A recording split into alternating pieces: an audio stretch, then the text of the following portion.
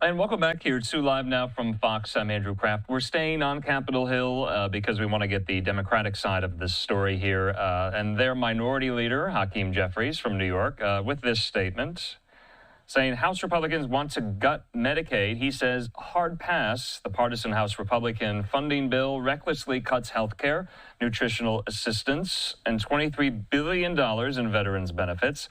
He says equally troublesome, the legislation does nothing to protect Social Security, Medicare, and Medicaid, while exposing the American people to further pain throughout this fiscal year. We are voting no, meaning all of the House Democratic caucus. That is the message coming from their leadership to vote no. We heard from them on camera today, led by Jeffries. Let's just watch. This is brief. In the presidency, instead of using their majority to make life better for the American people, Donald Trump and House Republicans are crashing the economy and hurting hard-working American families. And now extreme MAGA Republicans want to shut down the government. The House Republican so-called spending bill does nothing to protect Social Security, Medicare, and Medicaid. Quite the opposite. The Republican bill dramatically cuts health care, nutritional assistance for children and families, and veterans benefits. It is not something we could ever support. House Democrats will not be complicit in the Republican effort to hurt the American people. Catherine Clark. Thank you, Mr. Leader. We have a new bill, but it's the same betrayal of the American people. This is all part of the same scheme, the same crime spree that we are seeing that steals deserving taxpayer dollars, and all to give a tax cut to the very wealthiest people in this country. In this bill, there are also very specific harm will be done. 32,000 families that will lose affordable housing projects that will be halted. Our veterans who rely on the PACT Act funding because they were exposed to toxins while serving our country. That is defunded in this bill. Another shocking, as they're rolling back research across the country, in this bill, Alzheimer's research is zeroed out. 7 million people in this country are diagnosed with Alzheimer's, and the impact on our economy and families like mine, I lost my mom to that disease, is devastating. So why do this? It's all part of the same plot, to give Elon and the billionaire class a tax break at the expense of what families in this country need. We are not going to let them take their health care, Social Security, Medicare, Medicaid, in order to betray American families at home. Pete Aguilar. House Democrats want to support a bill that protects Social Security, Medicaid, and Medicare. We want to protect our communities. We want to ensure health care for veterans. This bill doesn't do that. It takes away veterans' health care. It takes away critical research funding. Those are the things that House Republicans are willing to do just to give Elon Musk and Donald Trump's friends continued tax breaks. That's unacceptable to House Democrats. We want to support a bipartisan piece of legislation. If House Republicans want to support real legislation that helps American families, and they want to do it in a bipartisan way, all they have to do is call Leader Jeffries and work with House Democrats. But they have so far been unable and unwilling to do that. Thank you. Thank you. Mr. Leader, thank you. All right, there you have it. That is the message coming from House Democratic leadership on the government funding fight right now. And Speaker Johnson is responding to them there on social media saying this. House Democrats said they'd enthusiastically support a bill that protects Social Security, Medicare, Veterans Health, and Medicaid. He says that's exactly what the CR does. He asks rhetorically, so why do Democrats actually oppose it? He answers rhetorically, because they want to shut down the government to stop President Trump here. Out live there to the U.S. Capitol, and included in this funding bill is a drastic cut to Washington, D.C.'s fiscal year budget to the tune of almost $1 billion. Well, D.C. Mayor Muriel Bowser and other prominent Democrats who represent areas near the district, including the delegate there, Eleanor Holmes Norton, outside the Capitol today railing against this funding bill. Let's watch. Beautiful day in our beautiful city, and our priority is to keep Washington, D.C. a beautiful world-class city. But unfortunately, we are here today to talk about potentially devastating and really highly unusual situation that we faced with the draft budget CR that would immediately have the effect of cutting $1 billion out of our local budget.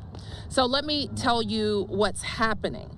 In the most recent continuing resolution language, it ignores our already congressionally approved fiscal 2025 budget. Instead, it would peg us at FY24 levels, the levels that federal agencies are, because they do not have an approved FY25 budget.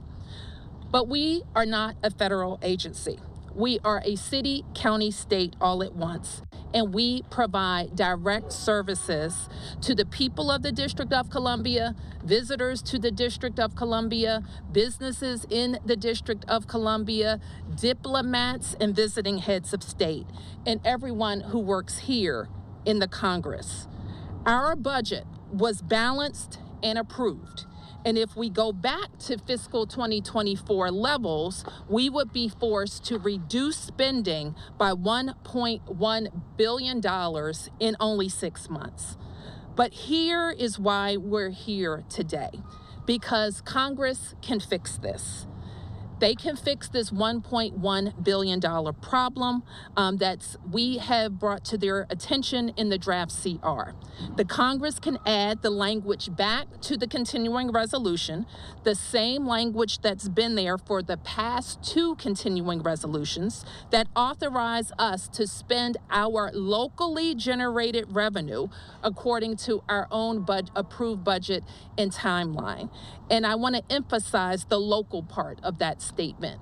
The District of Columbia raises and spends its own money, just like every other state. So remember that the budget we're talking about, this budget, the approved FY25 budget, was introduced by me and approved by this council. It focuses on 3 main areas: public safety, public education, and economic growth.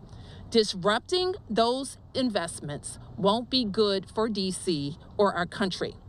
And this is not just about us. Certainly, we are concerned about the 700,000 taxpaying Americans that call DC home, but it's also about our nation's capital. And so I want Americans across the country to know that we are proud of our city. We are a growing city. In fact, if we were a state last year, we would have been the fastest improving state in the nation.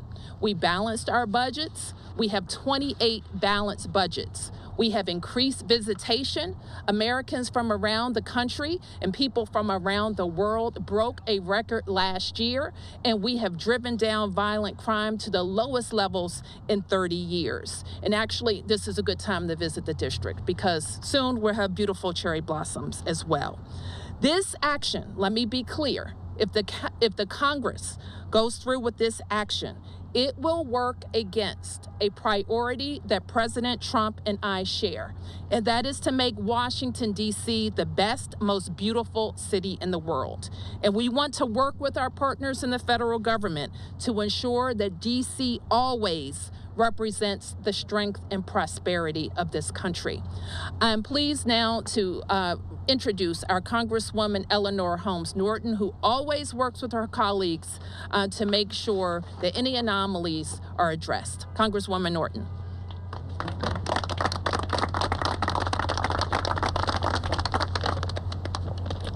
Thank you, Mayor Bowser. House Republicans released the text of a continuing resolution this weekend that commits nothing less than fiscal sabotage of D.C. It is the latest blow in an escalating war on D.C. residents and the limited home rule D.C. currently possesses. The CR omitted a long-standing provision that would allow D.C. to continue spending its local fiscal year 2025 budget and instead treats D.C.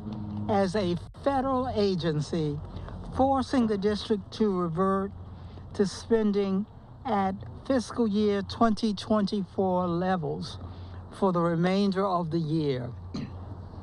If enacted, the CR would result in a projected cuts of $1 billion, which would force dramatic reductions in essential services the city provides, including D.C. police, EMS, and schools. It is contrary to the state Republican goal of improving public safety, law and order in the nation's capital, and would in fact have the opposite effect. D.C. has not been treated as a federal agency for funding purposes in more than 20 years.